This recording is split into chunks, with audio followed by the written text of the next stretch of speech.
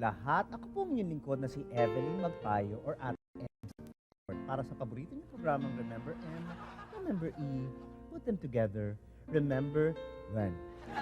Pero sumulat po sa akin ng isang taga-subaybay upang ibahagi ang kanyang malungkot na kasaysayan. Narito po ang kanyang liham. Dear Ate Ebs, ako po si Minyang. Dalawa lang po kami magkapatid na babae. At hindi po kami basta magkapatid lang. Kami po ay magkadikit na kambal.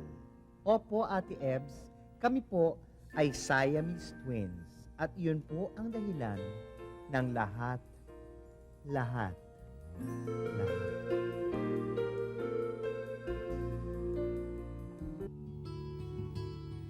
Kuya, tulungan mo naman ako. Ililipat ko lang itong halaman dyan sa kabila.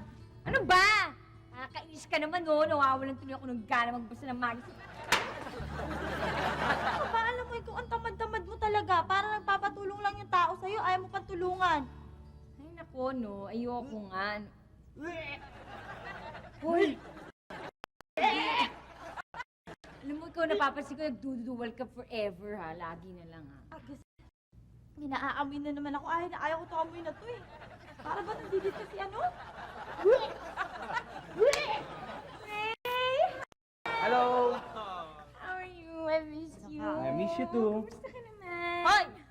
Bakit nandito ka na naman? Hindi ba sinabi sa'yo ayoko nakikita yung pagmumukha mo, lalo yung amoy mo? Ikaw naman eh, araw-araw na kayo mag-usap sa telepono, tapos papupuntay mo pa rito yung boyfriend mo. Ay, Minyang. Diri ka na dyan, ha? Minyang, may dala pala akong hilaw na mangga. Thank you, ah. Para sa'yo. Para sa'yo na mangga? Diba?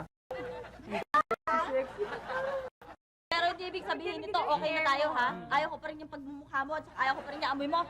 Halika na lang. Sexy naman ang baby ko. Ba't mahilig ako sa mangga, tapos nagdududuwal ako? Ano ba ganito noon, ha? Oy, tumigil ka muna dyan, Ria. Sabi mo nga sa akin, buntis ka, no? Ano? Tumahimik ka nga dyan. Buntis? Ano ba? Huwag ka nga magmaang-maangan dyan. Buntis ka. Morning sickness na nararamdaman ko. Naglilihi ako. Buntis ka, no? Oo. Hindi mo nga. Tsaka huwag ka maingay dyan. Dali. Buntis ka talaga. Paano niya nagawa niya? Hindi ko alam. Ganyan po kami palagi, parang hindi pantay ang aming pagiging kambal. Nasa akin ang hirap, na kay Ria ang sarap. Dati pa nga, pag may sakit siya, mo ang nilalagnat. Kaya ang inom ng mapait na gamot. Hindi pantay ang pagtingin sa amin ng aming ina. Si Ria ang paborito, ako hindi. Kaya naisip kong ilabas ang aking sama ng loob, Ate Ems. Lagi na lang akong kawawa. Pati nga si Mama, paborito, ikaw. Ha? Bakit mo naman nasabi yun?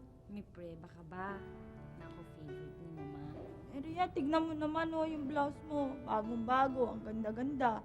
Tignan mo yun sa akin, pinagliitan mo na. Eh, bakit ka naman maglulungkot? Eh, parehas naman tayo ng palda, oh. Parehas nga tayo ng palda. Tingnan mo naman sa'yo, ayan yung bulsa, nasa harapan. Ako, tingnan mo yung bandang likod na yung nasa akin. Tsaka nga. Sorry. Lagi na lang ganun Ano ba yung pinag-aawayan nyo, ha? Ay, Mama. Dinig na dinig ko sa kwarto, ha? Yung mga sigaw nyo, yung mga boses nyo. Kasi Mama, tagal ko nang tinitiis to. Hindi ko na po kaya. Tingnan nyo naman ang ginagawa nyo sa akin. Aping-api ako. Halatang-halata naman paborito nyo si Ria. Tamo, ang pangalan niya, Ria.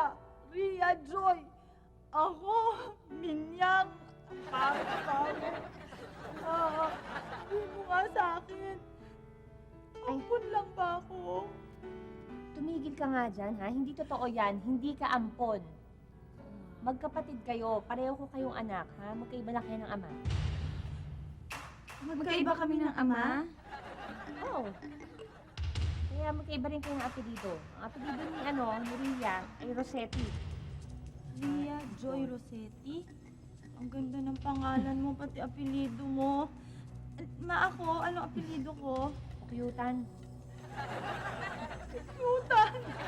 Ang pangit ang apelido ko! Minyang ng pangalan ko, Pukyutan pa yung apelido ko! Grabe ka naman po! Halata na may ginagawa mo sa akin! Oo, yung apelido mo ang ganda.